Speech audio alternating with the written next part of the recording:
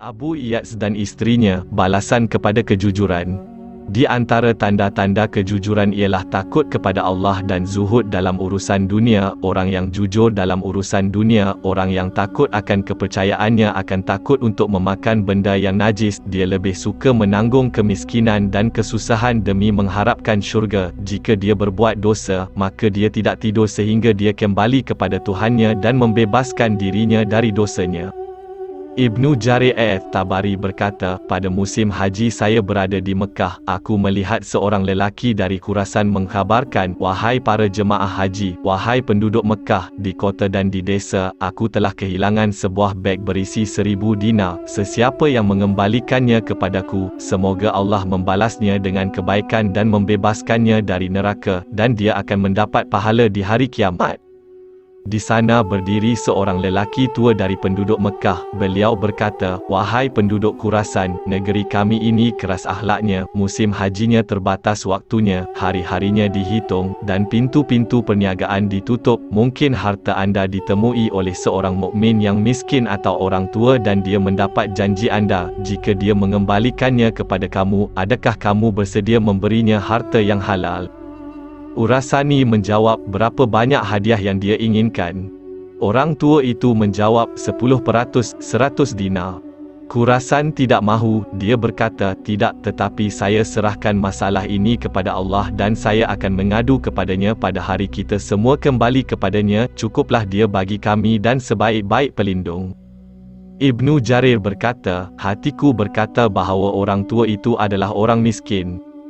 Dia adalah penemu beg berisi dinar dan ingin mendapatkan sebahagian daripadanya. Aku mengekorinya sehingga dia sampai ke rumahnya. Ternyata tekaan saya tepat. Saya terdengar dia memanggil, wahai Lubabah.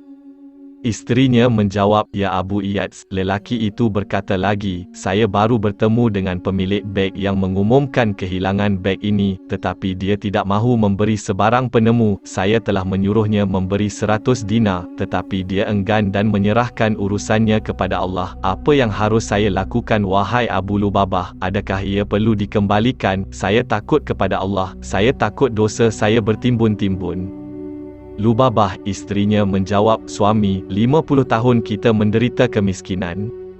Awak ada 4 anak perempuan, 2 adik perempuan, saya isteri awak dan juga ibu saya, kemudian awak yang ke-9, kami tidak mempunyai kambing, tidak ada padang rumput, ambil semua wang, kenyanglah kami, kerana kami semua lapar, beli baju untuk kita, anda lebih memahami keadaan kami, dan semoga Allah menjadikan kamu kaya selepas itu, kemudian kamu boleh mengembalikan wang itu setelah kamu memberi makan kepada keluarga kamu, atau Allah akan melunaskan hutang kamu pada hari kiamat.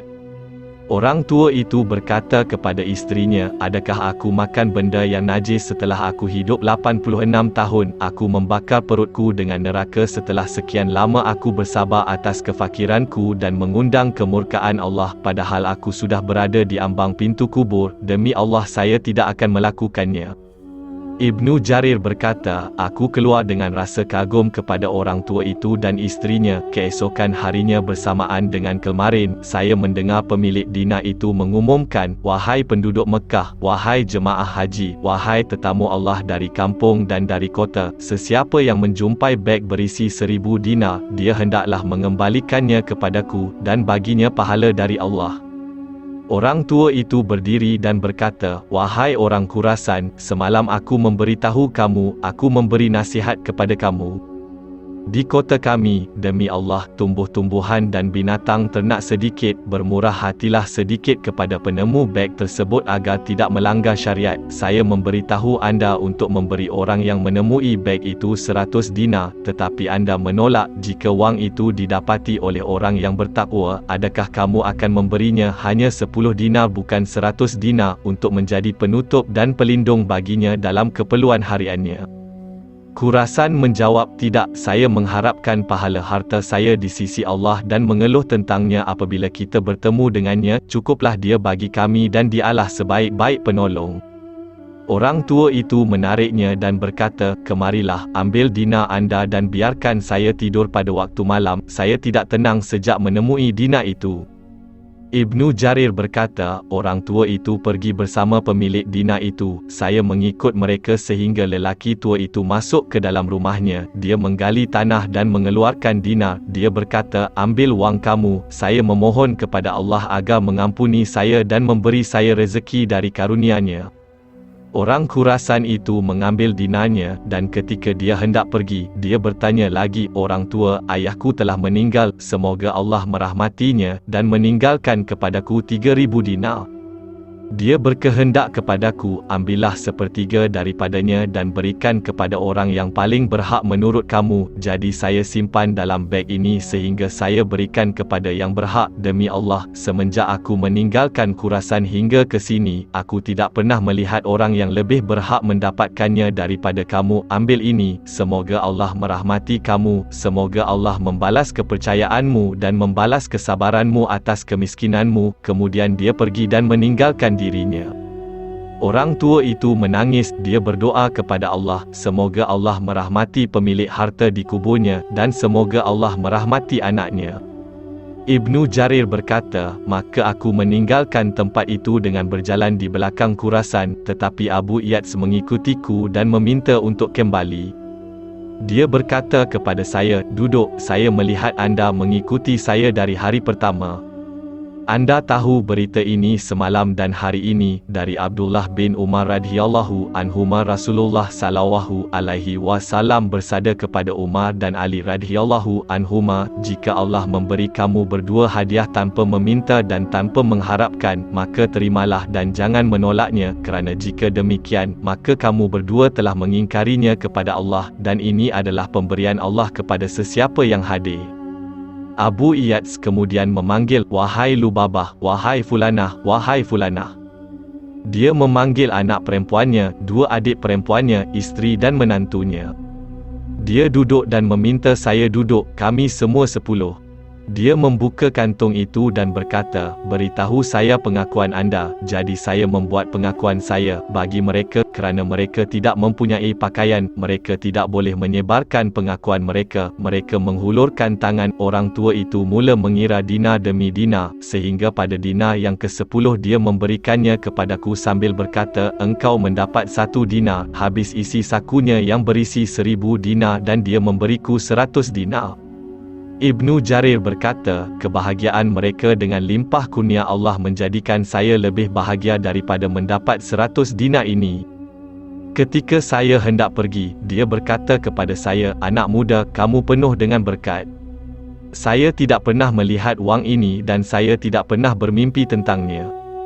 Saya nasihatkan kepada kamu bahawa harta itu halal, maka jagalah ia dengan baik. Maklumlah, sebelum ni saya solat subuh dengan baju lama ni.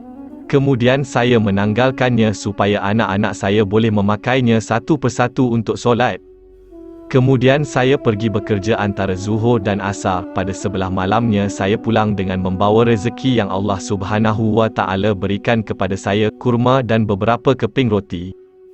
Kemudian saya menanggalkan pakaian usang ini untuk digunakan oleh anak-anak perempuan saya untuk solat Zuhur dan Asar. Begitu juga dengan solat Maghrib dan Isyak. Kami tidak pernah membayangkan melihat dinar ini. Semoga harta karun ini bermanfaat, dan semoga apa yang saya dan anda ambil juga bermanfaat. Semoga Allah merahmati pemilik kuburnya, melipat gandakan pahala untuk anaknya, dan bersyukurlah kepadanya.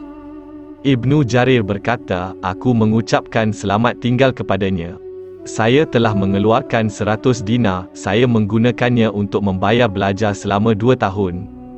Saya memenuhi keperluan harian saya membeli kertas, mengembara dan membayar tambang dengan wang itu.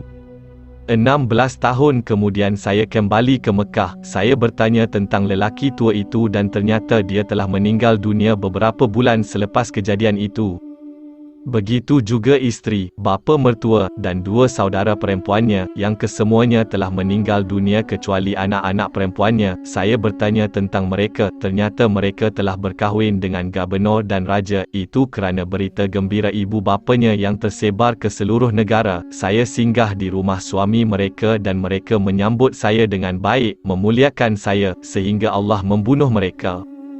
Firman Allah Ta'ala, demikianlah yang diajarkan kepada orang-orang yang beriman kepada Allah dan hari akhirat, sesiapa yang bertakwa kepada Allah, nescaya dia akan mengadakan baginya jalan keluar dan memberinya rezeki dari arah yang tidak disangka-sangka, dan barang siapa yang bertawakal kepada Allah, niscaya Allah akan mencukupkan keperluannya.